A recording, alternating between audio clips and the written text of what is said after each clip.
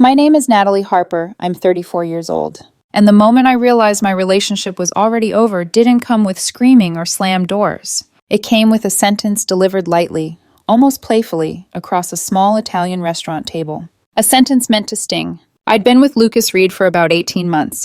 We met through a mutual work friend who swore we'd balance each other out. He worked in marketing, fast-paced, image-driven, always talking about trajectory. I'm a civil engineer. I build things that need to last. Bridges, retaining walls, infrastructure you don't notice unless it fails. We clicked quickly, moved in together after a year, split rent evenly, split utilities, split groceries. It felt fair, adult, sustainable. At least that's what I told myself. His ex-girlfriend came up early on. Her name was Vanessa. They'd dated for 3 years and broken up about 6 months before Lucas and I met. From his stories, she worked in finance. High income, high standards, weekend trips, 5-star hotels, designer bags. She always wanted more, he'd say. Nothing was ever enough. I believed him. But sometimes, just sometimes, when he talked about those years, his voice softened, like he wasn't angry, just nostalgic. At first, the comparisons were harmless. Vanessa used to love places like this, he'd say casually. She had a version of that bag, but leather. We went to this resort once. Unreal views. I ignored it. Everyone has a past. Memories aren't crimes. But over time, the comments shifted. They weren't about then anymore. They were about me. Last Friday, I made reservations at a small Italian restaurant I'd been wanting to try. Nothing flashy, family-run, great reviews, reasonable prices. The kind of place where the food mattered more than the lighting. I was proud of the choice. We arrived around 7. The place was warm, checkered tablecloths, candles, low music humming beneath conversation. I loved it immediately. Lucas scanned the room, his expression unreadable. "This is quaint," he said. "Yeah," I smiled. "Reviews are amazing." He nodded slowly, non-committal. We ordered, talked about work, weekend plans, normal couple things. When the food arrived, he barely touched his plate. "You okay?" I asked. "I'm fine. You said you were starving." "Well, now I'm not." I let it go. The couple next to us was celebrating an anniversary, laughing, holding hands. The waiter brought them a complimentary dessert. Lucas watched them, then glanced back at our table. Then he leaned forward. Loud enough for the people around us to hear, he said, "My ex had better taste. This place is honestly kind of sad." I felt it land before I fully processed the words. I put my fork down, looked at him. He was waiting, arms crossed, curious to see how I'd react. I didn't raise my voice, didn't argue, didn't explain. "Noted," I said calmly. I signaled the waiter, asked for the check, paid in cash, left a tip I didn't feel generous about. I stood, put on my jacket. "What are you doing?" Lucas asked. "Leaving." "You're just going to leave me here?" "You have your phone," I said evenly. "You can call an Uber, or Vanessa, since she has such great taste." I walked out. I didn't cry in the car, didn't scream, just drove home in silence, replaying the way he'd said it, like it was a fact, not a wound. When I got home, I didn't sit down, didn't wait for him to come back. I went straight to the bedroom. And I started packing. I packed quietly. Not dramatically, not angrily. I didn't throw drawers open or slam closet doors. I folded clothes the way I always did. Neat stacks, deliberate choices. Enough for a few days. Work outfits, sleepwear, toiletries. A sweater I always reached for when I was tired. I wasn't running. I was creating space. After the duffel bag was zipped, I moved to the home office. We'd set it up together. 2 desks facing opposite walls, shared printer in the middle, neutral art we both pretended to like. I opened the filing cabinet, found the apartment lease first. Both our names, split 50-50. I took my copy and slid it into my laptop bag. Then my personal folder. Birth certificate, passport, social security card, bank statements, everything with my name on it. That mattered, because something in me already understood this wasn't a fight we'd cool off from overnight. This was a line crossed so casually, it told me how long he'd been stepping over it. I sat at the kitchen counter and wrote a note. Short, clean, no blame. Taking a few days to think. We'll talk about the apartment and belongings later. Please don't contact me unless it's urgent. I left it where he couldn't miss it. Then I grabbed my bags, walked out, and drove to a hotel about 20 minutes away. Far enough that it didn't feel like an extension of our place, close enough that I wasn't uprooting my life. The room smelled like detergent and carpet cleaner. Impersonal, safe. Only then did it hit me. Not the restaurant, not the comment. The realization that I'd been swallowing versions of that sentence for months. My phone started vibrating around 9. Texts, calls, voicemails. Where are you? Why are your clothes gone? This is ridiculous. Call me now. You're being childish. I didn't respond. I turned the phone on silent and went to bed. Saturday morning, I woke to 17 missed calls and more texts than I bothered counting. The messages followed a pattern.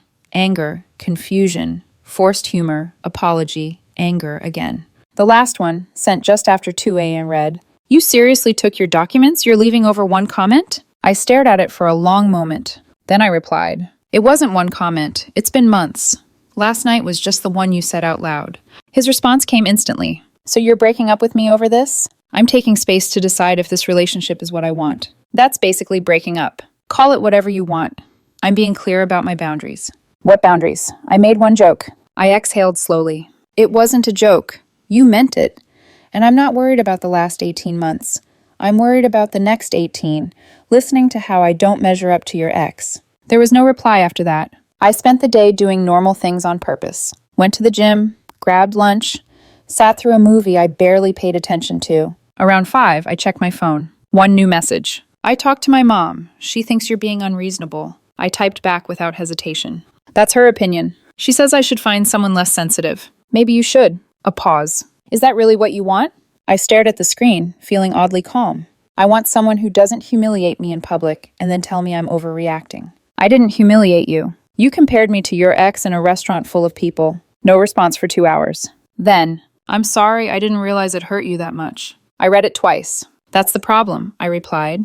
"You didn't think about whether it would hurt me at all." The typing bubble appeared, disappeared, appeared again.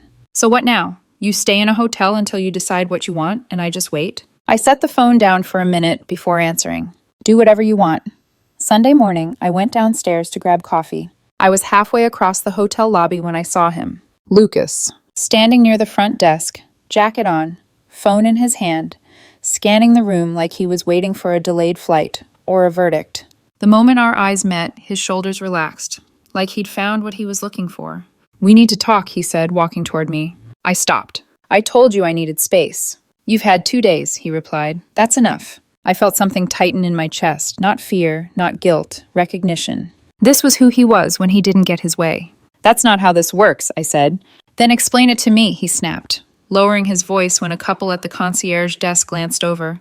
"Because right now, you're just avoiding the problem." "The problem," I said evenly, "is that you don't respect me." His expression shifted, confused, offended. "That's not true. You compared me to your ex in public, loudly. I didn't mean it like that, but you did it like that." He ran a hand through his hair. "Can we at least go somewhere private?" "No." "Why not?" "Because nothing has changed," I said. "You still think this is about one comment." "It was one comment. It was one you felt comfortable saying out loud. That's the difference." People were watching now. He noticed, dropped his voice further. "I like nice things," he said carefully. "That doesn't mean I don't appreciate you." "But you keep measuring me against her," I replied. "Every place, every gift, every experience. I'm tired of feeling like I'm auditioning for a role you already cast." "I don't want you to be her." "Then stop comparing me to her." He didn't answer. Instead, his eyes filled. Real tears this time. Messy, uncontrolled. "I was being stupid," he said quietly. "I'm sorry." I believed him, and that made it harder. "I appreciate the apology," I said, "but sorry doesn't undo months of making me feel like I'm not enough." "So that's it?" he asked. "We're done?" "I don't know," I said honestly. "I need more time." "How much time?" "As much as I need." "And I'm just supposed to sit around waiting?" I shrugged. "Do what's best for you. I'm doing what's best for me." He stared at me for a long moment, like he was waiting for me to soften. I didn't. He left the lobby crying. I felt awful and relieved. Monday, I went to work like nothing had happened. Told my boss I might need a few personal days soon. He nodded, said to keep him posted. At lunch, Lucas texted, "I boxed up your stuff from the bathroom. It's by the door." "Thanks, I'll get it this week." "Are you moving out permanently?" "I haven't decided yet. The rent's due Friday. I can't afford this place alone. I'll pay my half this month. After that, we'll need to figure out the lease." A long pause. "So you are leaving?" "I'm saying we need to figure it out. This is so messed up." I didn't reply. Wednesday afternoon, I went back to the apartment while he was at work. Grabbed the boxes by the door, Took a few more things, my tools, my books, the coffee grinder I'd bought before we met. I left my key on the counter with a note. Paid my half of rent. Let me know if you want to break the lease or find a roommate. I'm flexible. His response came an hour later. Roommate, that's what I am to you now. That's what it's felt like lately. That's not fair. Maybe not, but it's honest. Another pause. I miss you, he texted. I stared at the screen, then typed. I miss who we were before the comparisons. Can we try to get back to that? I don't know if we can. I'm willing to work on it. Working on it means recognizing the problem without me having to leave first. Does that really matter? Yes, it does. 3 weeks in, something happened that I wasn't prepared for. I was sitting in a coffee shop near the hotel, one of those places that smells like burnt espresso and ambition, when I saw her. Vanessa. I recognized her instantly. Not because I'd met her before, but because I'd seen her face so many times. Instagram photos Lucas had shown me early on, back when he still talked about her like a finished chapter. She was sitting alone, laptop open, scrolling with the kind of focus that suggested she was killing time, not working. I stared longer than I meant to. She looked normal. Polished, yes. Stylish, but not untouchable. Not the impossible standard I'd been measuring myself against.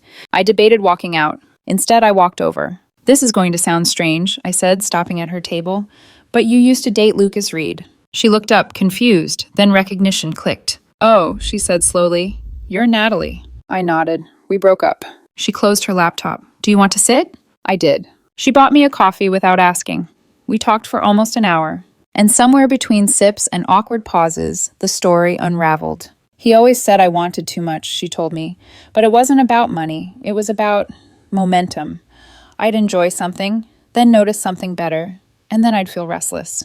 So the trips, I asked. The gifts? She sighed. Temporary highs, nothing ever lasted. Did you compare him to other people? I asked quietly. She hesitated. Yes. The word landed softly and shattered everything. He did the same thing to you, didn't he? She asked. I nodded. Vanessa leaned back, shaking her head. I broke up with him because I realized no matter how much he gave me, I'd always be chasing the next version of better. It was exhausting, for both of us. I walked back to the hotel afterward feeling lighter than I had in weeks. Not vindicated. Validated. That night I texted Lucas. I ran into Vanessa today, we talked. The reply came instantly. You did what? Coffee shop. It wasn't planned. What did she say about me? Enough to confirm this isn't just our relationship. She's lying. Why would she? She admitted her own flaws. Silence. Then, hours later. Maybe I do have a problem. Maybe I'm never satisfied. I'm trying to work on it. I type carefully. I hope you do, but I can't be the person you practice on. A long pause. So this is really it? Yes. That night, for the first time, I slept without replaying the restaurant scene in my head. Because now I understood something crucial. It was never about taste. It was about contentment. And he didn't have it. 2 months later, I signed a 6-month lease on a 1-bedroom apartment. Nothing fancy. Hardwood floors with scratches I didn't bother asking about. A kitchen small enough that I couldn't pretend it was meant for entertaining. But it was quiet. It was clean. And it was mine. I moved my things out of the old apartment while Lucas was at work, loaded my car in measured trips, left my half of next month's rent in an envelope on the counter with a note explaining I'd spoken to the landlord and was in the process of being officially removed from the lease. His text came that night. I can't believe you're really doing this. We want different things, I replied. Better to know now than 5 years from now. I changed my mind about what I want. You changed your mind because I left. That's not the same thing. How do you know I won't actually change? I paused before answering. I don't, but I'm not willing to wait around to find out. So you never really loved me. That's not true, but love isn't enough if I don't feel respected. I respect you. You didn't. Maybe you do now. That's regret, not respect. He didn't respond after that. I went back to the Italian restaurant a few weeks later, on purpose. Different friend. Same tablecloths, same candlelight. The food was still excellent. Nobody compared anyone to anyone else. The waiter recognized me but didn't say a word. Professional. A mutual friend's birthday party happened not long after. I saw Lucas across the room. We nodded. Nothing more. He was standing with someone new, a woman wearing an expensive watch. I felt nothing. Later, the mutual friend leaned over. You okay? Yeah, I said honestly. I'm good. She asked about you. I figured. You made the right call. I believed him. Standing there, I realized the thing I took with me that night wasn't just my clothes or my documents. It was my willingness to stay where I was being measured against someone else's memory. Once you take that back, you can't be talked into returning it. The restaurant wasn't sad. The relationship was. And walking away didn't make me dramatic or avoidant. It made me clear. Clear that I'd rather be alone than feel insufficient. Clear that the past shouldn't be a benchmark for the present. Clear that public disrespect is never accidental. I'm 34, single, living alone, rebuilding slowly. And if I ever hear those comparisons again, the subtle ones, the nostalgic ones, the ones meant to keep me small, I won't wait 18 months or a crowded restaurant to leave. I'll just go.